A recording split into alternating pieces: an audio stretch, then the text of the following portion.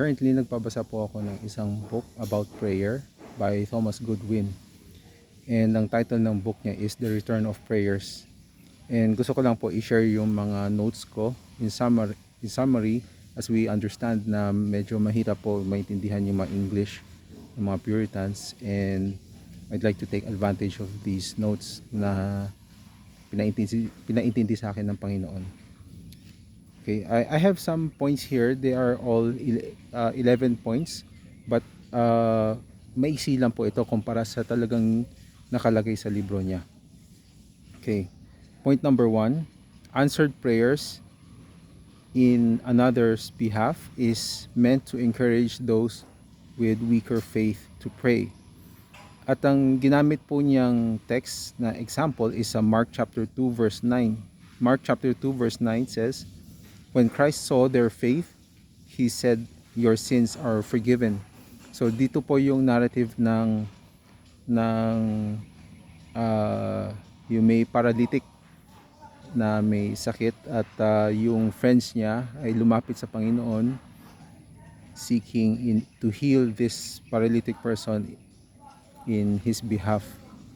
So what Jesus, ang nakita natin sa narrative is what Jesus saw is not the faith of the paralytic but the faith of those who carried the paralytic. So is in their behalf na nag-heal siya doon sa paralytic. This is an example na pinapoint out ni Thomas Goodwin na may mga tao sa buhay natin na mahina ang faith.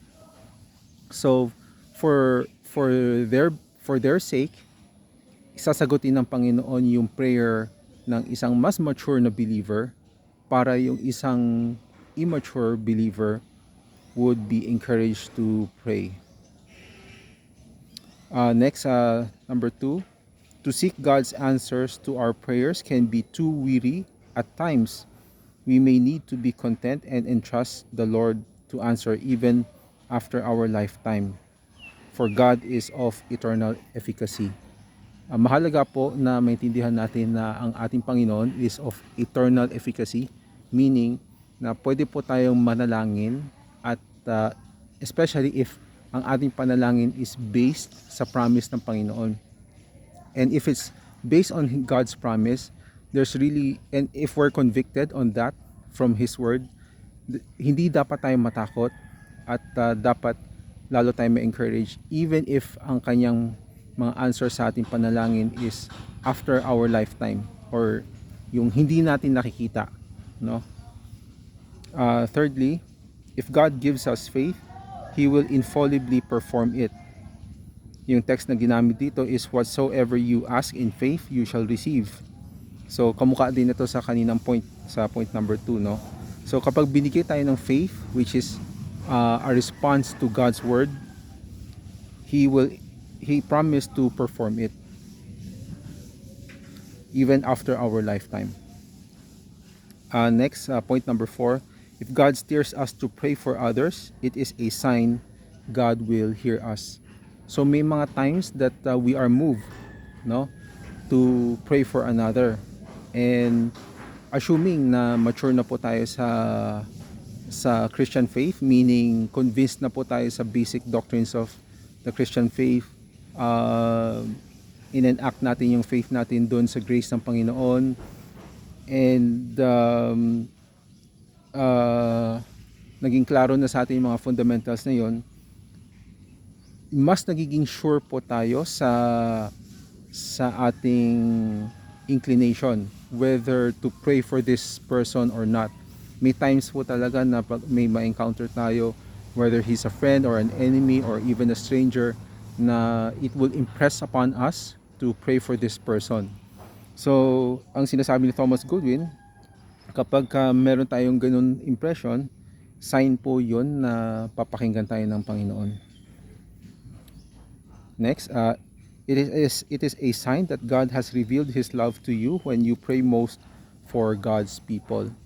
So this is an example, si Moses, na pinag-pray niya ang Israel, and it's a sign na ang love ng Panginoon ay ni-reveal kay Moses because he is not praying for himself but for other people. So in the same way sa atin, is a sign for us that God's love is bestowed on us or revealed to us if we learn how to pray for the people that we don't really know, yung invisible church, no, yung elect. Next, we provoke the Lord not to answer our prayers when we do not pray in faith and study the answers. So may times din ang Panginoon ay napoprovoke na hindi sasagutin ang ating mga prayers because hindi natin iniintindi.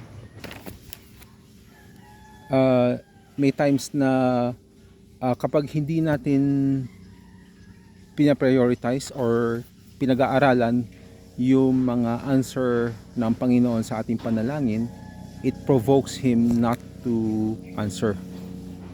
And oftentimes, if we admit it, if we confess na hindi po natin kadalasan pinag-aaralan, usually pagka nagbibigay tayo ng prayer and nakakalimutan natin, no?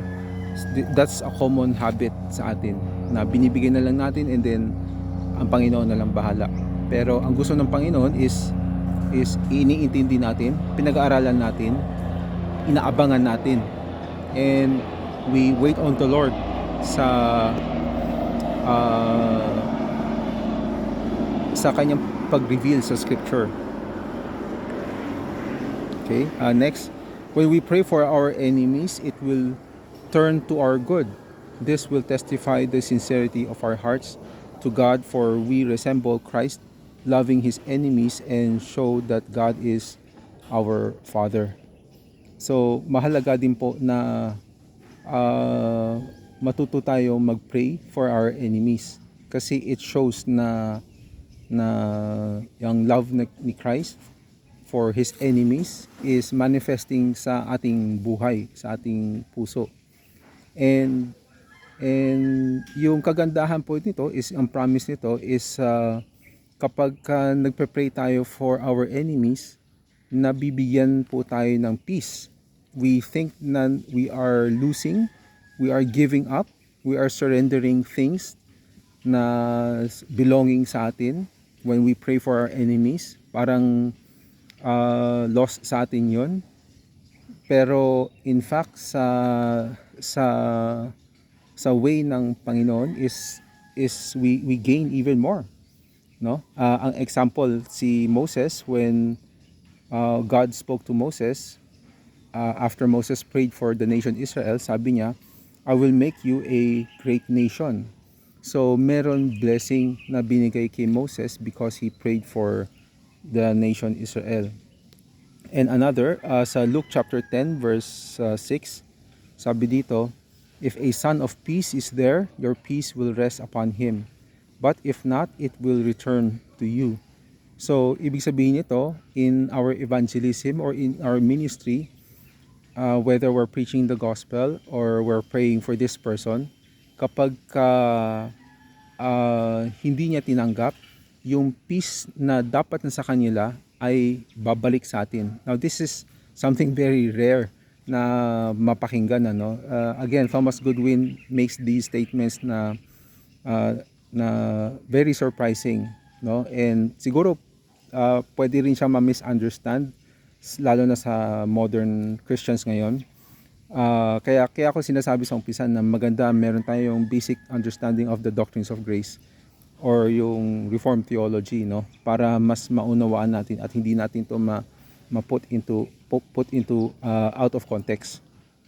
But basically, ganito po yun, no? Pagka tayo ay nananalangin para sa ating kaaway, yung peace na yun ay mababalik sa atin if hindi inalaw ng Panginoon na tanggapin ng tao na yun yung peace na yun, or pagka ni-reject ng tao na yun yung ministry mo, whether it's in prayer or in preaching, bababalik sa'yo yung peace.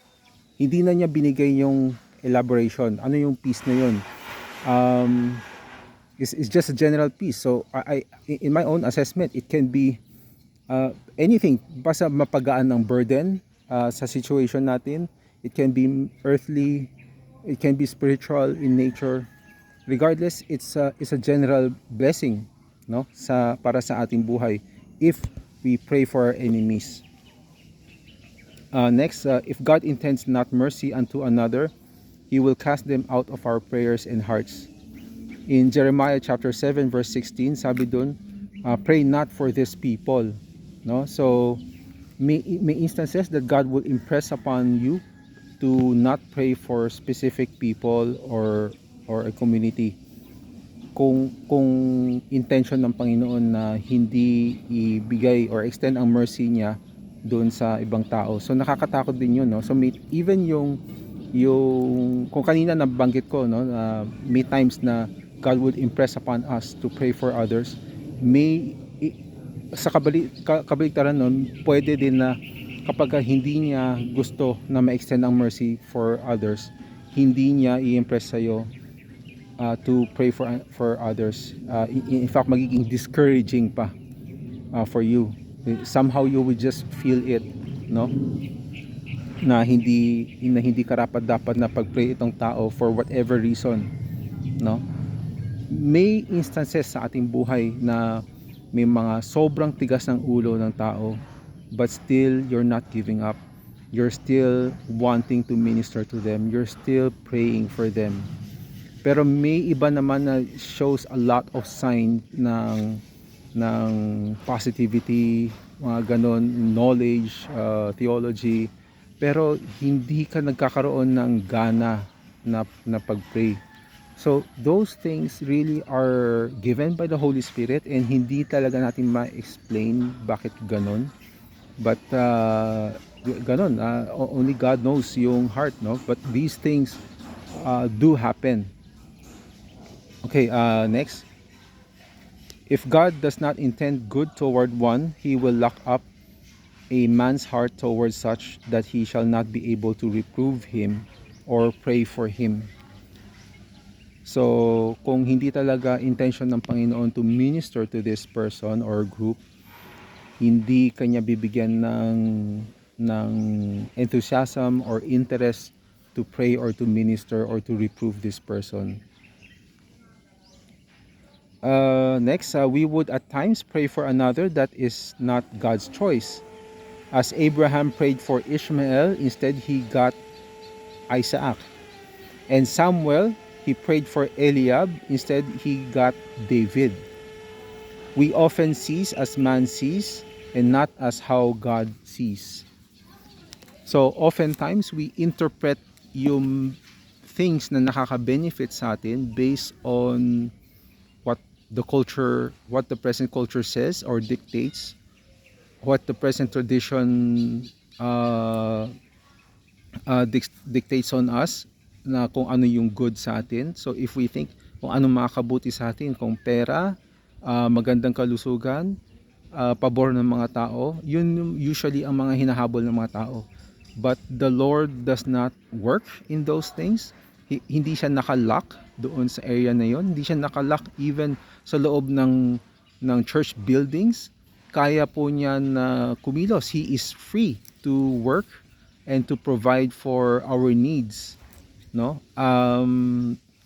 So hindi po tayo dapat tumingin sa opinion ng iba kung ano yung sa tingin nilang maganda or mabuti or advantageous sa atin. Instead, ang titignan natin is ano yung tinitignan ng Panginoon. So ang text po na ginamit doon, yung famous text na sinabi ng Panginoon kay Samuel, na ni-reject niya si Eliab, and sabi niya na God does not see what man sees. God looks at the heart, no? Hindi yan ibig sabihin na worthy ang ating heart. Instead, ang tinitignan niya is yung hindi tinitignan karaniwan ng mga tao. And ano ba yung tinitignan ng Panginoon? So yan yung challenge sa atin. We need to be spiritually minded. We need to learn to walk with the Lord. We need to be with the Lord. Even though sa ating bansa, cramming na yung mga tao, ang ating ekonomiya, nagpa-panic mode na, wala ng pera, lubog sa utang, daming obligasyon, ang mga bata, ang mga magulang, ang mga needs nila, ang landlord, ang renta, and so on and so forth. Ang dami sobrang mga enslavement sa atin. And ang pinapakita ng Panginoon is hindi dapat tayo matakot sa kanila, instead sa ating Panginoon, no? So I hope na these things would make sense to you. Thanks.